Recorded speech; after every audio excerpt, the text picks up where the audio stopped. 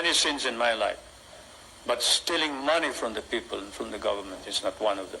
You know, when I proclaimed martial law, I didn't proclaim martial law alone. It is made to appear as if I just signed the decree and said, I impose martial law on each and every one of you. No. I asked the legislature to please pass a law proclaiming martial law because there was anarchy in the country.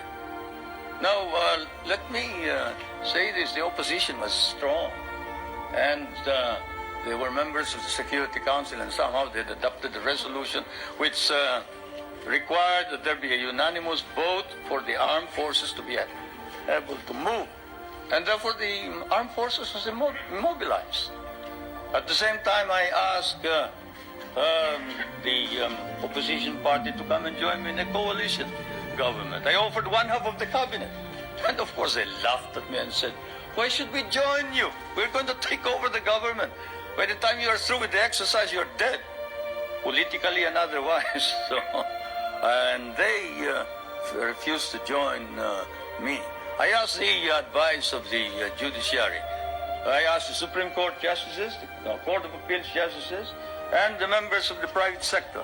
And all of them told me there's only one man who can proclaim martial law, and that is the president. And you are it. You are the only one who can proclaim martial law.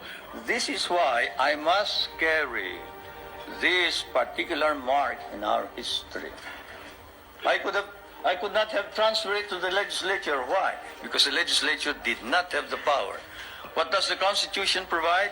The President shall be the Commander-in-Chief of the Armed Forces of the Philippines, and he may order the armed forces out to quell any disorder, riot, rebellion, invasion, insurrection, and in case of invasion, insurrection, rebellion, or imminent danger thereof, when the public safety requires it, he may suspend the privilege of the writ of habeas corpus or proclaim martial law throughout the Philippines or any part thereof. What does that provision provide? It provides that only the President can proclaim martial law. I repeat, that is why I had to assume responsibility. And I am not one for shirking duty. The people said there was necessity for proclaiming martial law.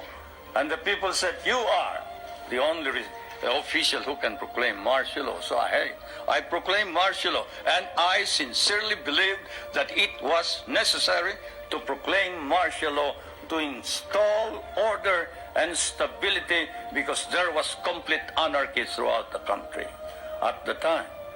Now, therefore, at that particular period, what was the status of our government? Our government was immobilized, impotent. The armed forces could not move out. The industry was not at all in any way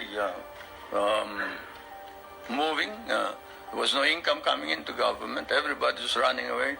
They burned the U.S. Partly burned the U.S. Embassy, tried to burn it anyway. They tried to kidnap the American ambassador. American ambassador was by road. Ambassador by road. But whatever it is, they burned the Manila International Airport.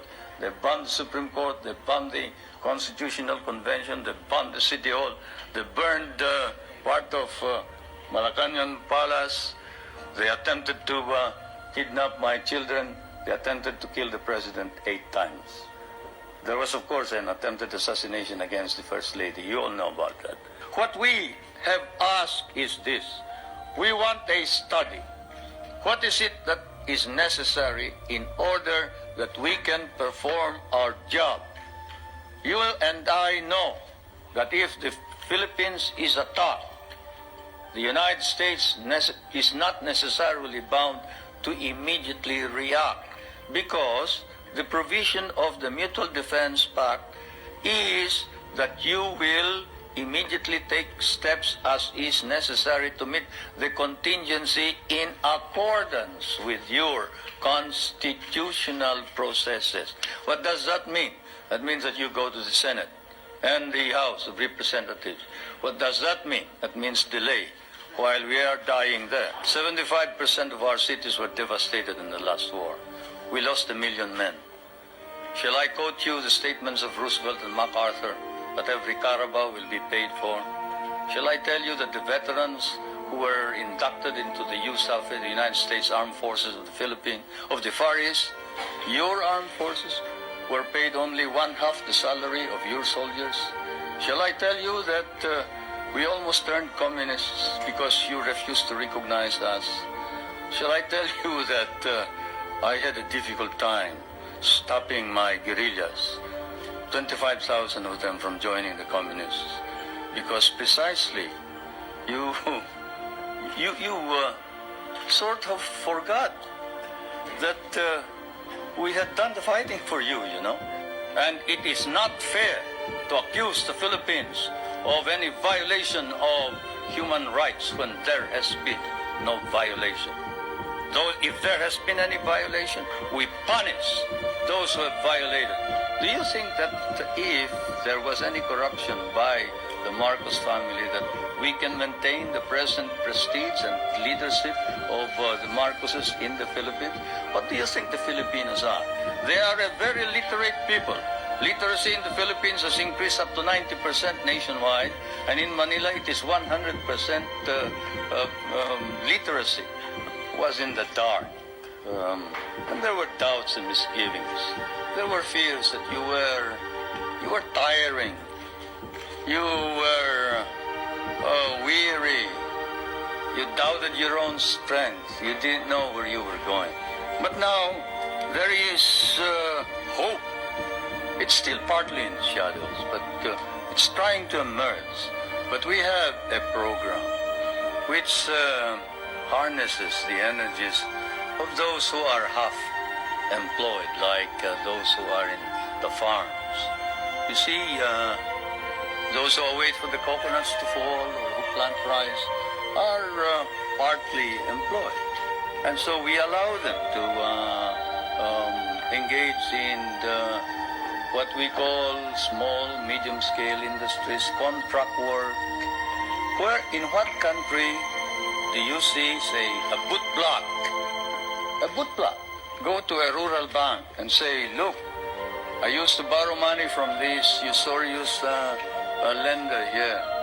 I borrow 5 pesos in the morning, I have to pay him 6 pesos in the afternoon. Can't you lend me 50 pesos now and I will repay you later on? I have no collateral, I am unknown. I live in the streets.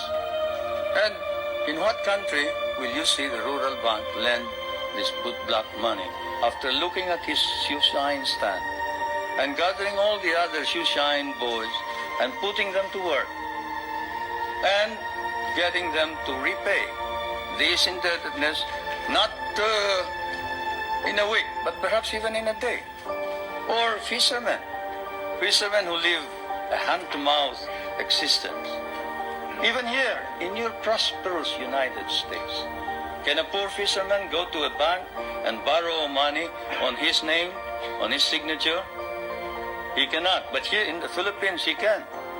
A poor fisherman can go to the bank and say, look, I live in so-and-so, and the chairman of my village can certify that I am a poor fisherman. And I would like to organize our group. Can you lend us 5,000 so I can buy a motor? I can buy a net, I can buy a small boat, and we can improve our earnings. And under our laws, we have set aside funds which then are lent out. And we have been able to lend out about 1.2 billion pesos under this scheme, and they have been repaid. They have been repaid, and that's the worst part about it, isn't it? Many people don't believe it, but they have been repaid.